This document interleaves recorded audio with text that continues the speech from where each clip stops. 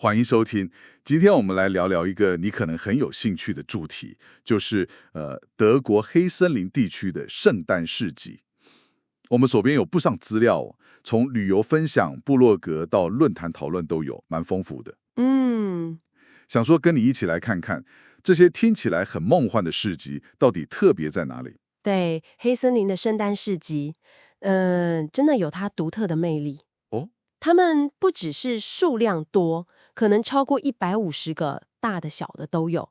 更重要的是那种氛围。氛围是指？就是历史悠久的传统，加上节庆感，还有很棒的自然景观，都融合在一起。你走在里面，空气中都是那个热红酒、烤杏仁的味道。那个香气想象得到。而且我看资料说，这边特别强调在地的手工艺品。没错，这个很重要。像是木雕、玻璃制品，当然还有那个很有名的布谷钟相关的东西。跟很多大城市那种比较商业化的市集比起来，这里的东西让你感觉更能接触到黑森林的文化核心。了解。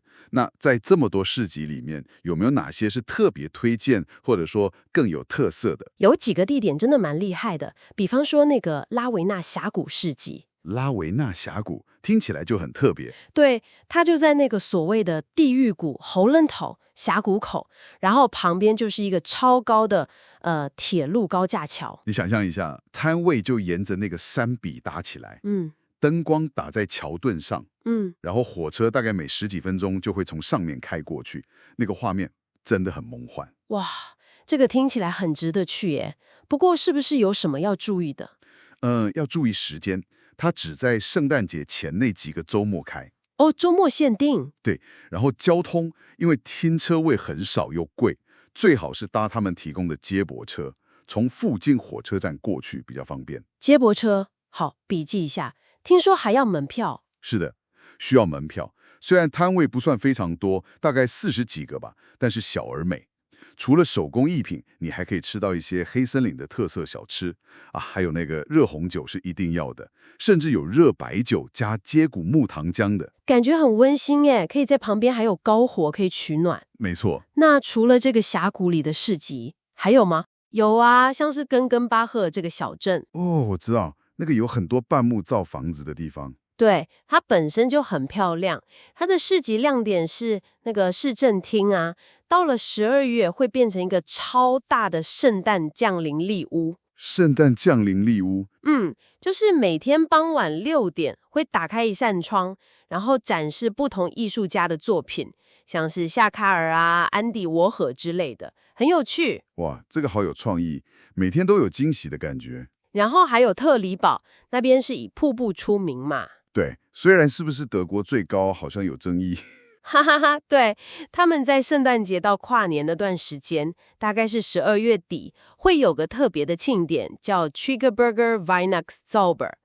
重点就是用灯光装饰瀑布，还有每天都有好几场那个瀑布火舞秀 （Feuer Show）。火舞秀在瀑布旁边，那一定很壮观。非常壮观，不过也要提醒你，瀑布旁边风超大，而且很冷很湿，一定要穿超暖。了解，保暖很重要。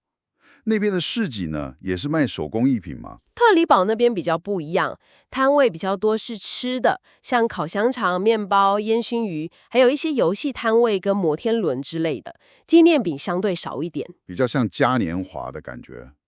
那如果带小朋友去，有没有比较适合家庭的市集？有哦，其实很多市集都有考虑到家庭，像刚刚说的特里堡有游戏区，然后弗莱堡的市集规模比较大，就有很多给小朋友玩的活动，像是可以自己动手做饼干画圣诞球，或是做蜡烛，还有那种真人大小的木雕耶稣诞生场景，小朋友会觉得很有趣。听起来很棒哎。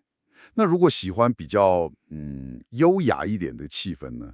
那可以考虑巴登温泉小镇那个。对，它的市集就在那个很漂亮的疗养宫 Kurhaus 城面，感觉比较精致。除了工艺品，还有舞台表演跟溜冰场。感觉黑森林的市集真的很会利用他们的环境跟传统，每一个都有自己的特色。没错，这就是他们迷人的地方。那吃的方面呢？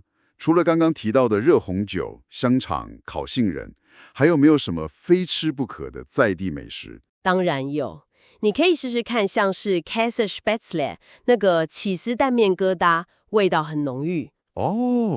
起司面疙瘩。还有 Schupfnudeln 一种马铃薯做的面条，也是很道地的西南德料理。有些地方还有特别的面包点心，像沃尔法赫的 Spitzwecken。听起来都好好吃哦，难怪人家说去圣诞市集就是要一直吃吃喝喝。对呀，这里有句俗语，我觉得形容得很好 ，Es riecht nach Zimt und Wunder。这是德文，什么意思？意思是闻起来像肉桂与奇迹，是不是完美捕捉了那种市集里温暖又有点魔幻的感觉？肉桂与奇迹，哇，这个形容真的太贴切了，很有夫。对啊，那除了这些市集，如果冬天去黑森林，还有没有其他跟圣诞或冬季相关的体验？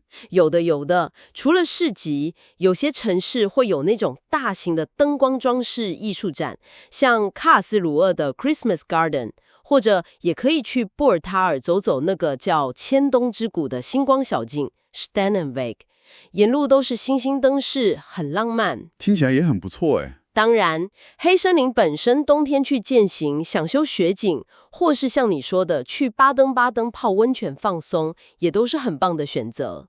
感觉玩法很多元。所以总结来看，黑森林圣诞市集的魅力，好像就在于他们不只是卖东西的地方，对，而是把那个独特的自然或历史场景，像峡谷啊、古镇啊，跟在地的手工艺、美食，还有节庆传统全部结合在一起。没错，就是这种整体的体验，让它跟其他地方的市集很不一样。希望我们今天这样聊下来，有让你对黑森林的冬天，特别是圣诞节期间，有更具体的想象了哦。对啊，那种结合了传统、自然风景跟节庆欢乐的感觉，真的很难得。我们这次是聚焦在圣诞市集嘛，但这也要让我想到一个问题：黑森林那种深邃的森林、悠久的传统，是不是也塑造了这个地方一整年都与众不同的气质呢？这个问题很有趣。这或许是个值得你未来有机会亲自去探索看看的问题。好了，那今天就先聊到这边，感谢你的收听，希望这次的探讨对你有帮助。Cheers， 下次见。Cheers。